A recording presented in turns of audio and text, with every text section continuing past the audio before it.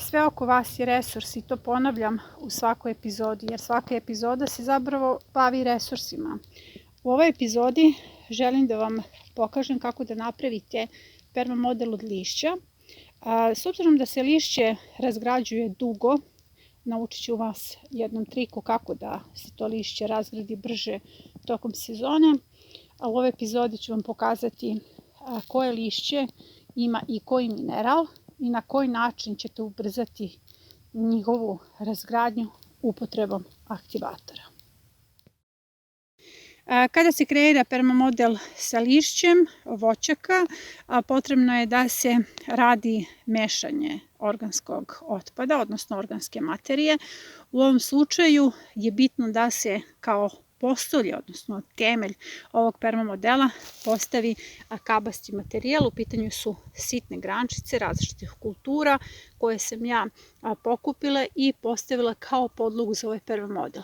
Dalje idemo mešanje organskog otpada, dakle radit ćemo mešavinu lišća, organskog otpada, kuhinjskog otpada, zatim svežeg komposta koji u sebi ima upravo mikroorganizme koji će pokrenuti čitav ovaj proces razgradnje i svežih otkosa trave. Sve ovo ćemo pokriti na kraju senom i zaliti aktivatorom.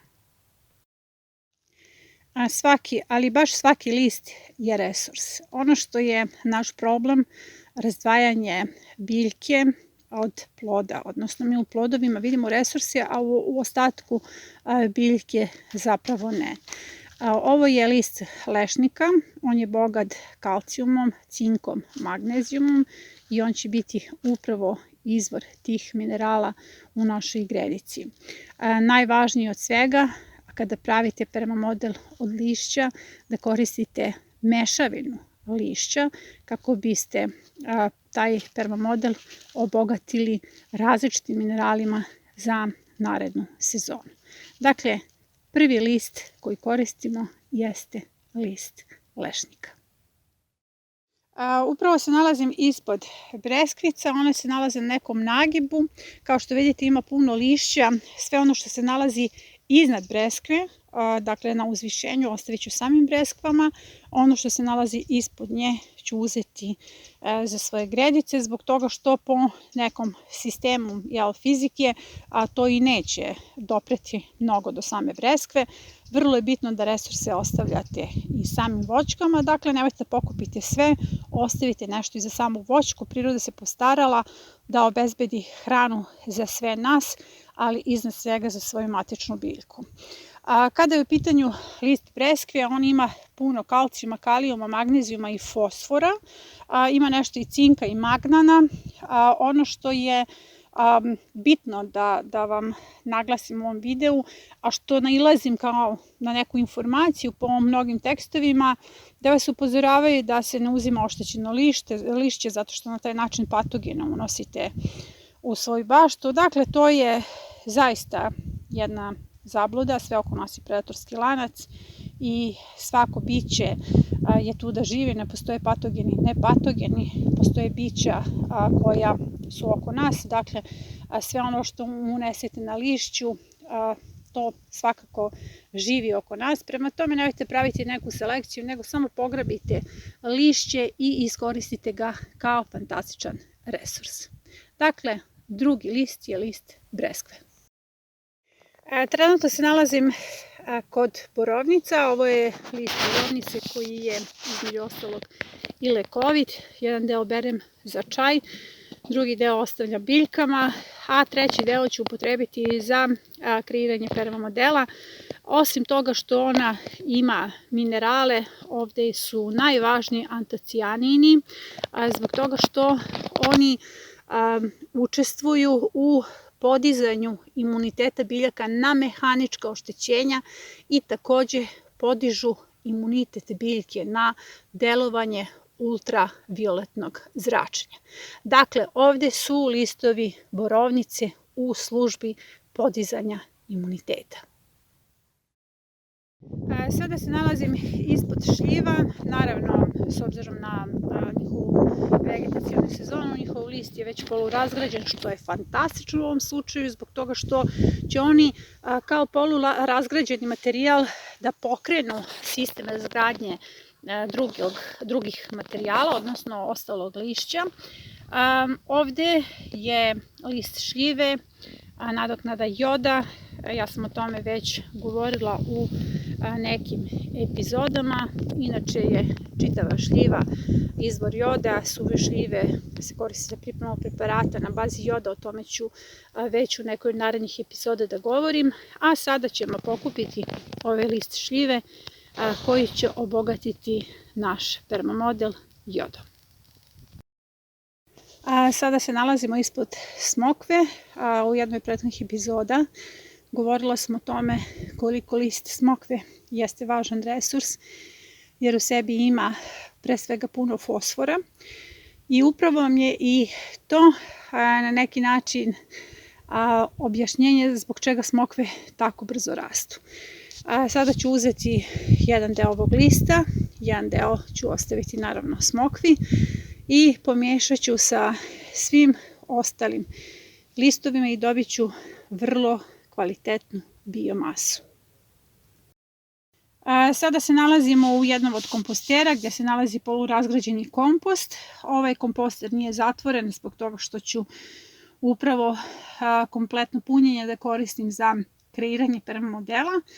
Ovaj polurazgrađeni kompost je bitan zbog toga što on u sebi ima aktivne mikroorganizme, aktivnu mikrofloru koja će ubrzati razgradnju lišća, odnosno kada se ovdje napravi jedna smeša zelenog otpada, odnosno svežih otkosa koji u sebi imaju puno enzima, organskog otpada, lišća, grančica, to će biti jedna kvalitetna smeša zbog toga što samo lišće se sporo razgrađuje, u ovoj kombinaciji će se ubrzati njegova razgradnja, a lišće je neverovatno važno jer povećava vlažnost tla i zaista povećava kvalitet same zemlje.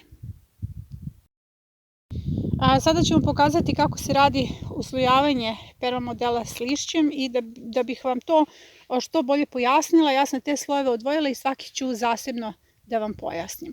Dakle, prvi sloj je onaj kabasti materijal koji sam već snimila, nakon toga ide 10 do 15 cm lišća. Evo pogledajte, ja sam tu napravila mešavinu lišća. Vi možete da pravite od dve vrste lišća, dakle samo je bitno da koristite resurse. Ova mešavina će biti fantastičan izvor minerala i ja već vidim kako će ovdje biljke fantastično da bujaju, pre svega mislim na imunitet samih biljaka, a iznad ovog sloja lišća ide nam sloj pirike. Dakle, u pitanju je sveži otkos, ja sam u tu svrhu izabrala piriku. Postoji epizoda koja vam objašnjava koje su vrednosti pirike, pre svega zbog silicijuma, zbog toga što sama pirika podiže imunitet čitavog ovog permamodela. Nakon toga sam stavila sloj polurazgrađenog komposta. Već sam pojasnila, u pitanju su mikroorganizmi koji će ubrzati proces razgradnje. Nakon toga na sloj komposta stavila sam sloj organskog kuhinskog otpada, sve je resurs i sve bi trebalo da se upotrebi. A kao što vidite, iznad tog sloja posula sam i sloj pepela. Pepeo je ovdje bitan zbog toga što očekujemo kiselu reakciju čitavog ovog modela kada se pravi permamodel s lišćem. Dakle, očekivana je kisela reakcija i da bismo to ublažili stavlja se tanak sloj pepela. Dakle, potrebno je samo posuti čitav ovaj permamodel pepelom i na kraju ga je potrebno dobro zatvoriti slojem sjena. Nakon što ste zatvorili svoj permamodel, potrebno je njega dobro zaliti aktivatorom, a sada ću vam pokazati u daljem toku epizode i kako da napravite aktivator za ovaj permamodel s lišćem. Ovo je početak pripreme bioaktivatora i pre toga želim zaista da apelujem na vas da se probudite i da shvatite koliko je bitna uloga aktivatora u bašti i kako svaki aktivator možete da napravite. Ja sam u jednoj epizodi izbacila aktivator trag biljke, zatim aktivator od pirike koji je izbačen u jednoj od prethodnih epizoda. Ovo je treći aktivator koji izbacujem, koji u sebi ima i onaj animalni element. Ovaj aktivator se pravi od tekućeg biljnog đubriva koje god da imate, dakle to su ostaci tekućeg biljnog đubriva, i tu se stavlja stajnjak, litra tekućeg biljnog đubriva, kilogram stajnjaka, dodaje se 20 litara vode, dakle da se napuni ova kofa od 20 litara do vrha i 10 kašika šećera. Ove aktivatore treba da odstoji, ja ću ga ostaviti da odstoji 24 časa uz povremeno mešanje. Nakon toga ću uzeti litru ovog aktivatora na 10 litara vode i zaliću dobro moje permamodele s lišćem.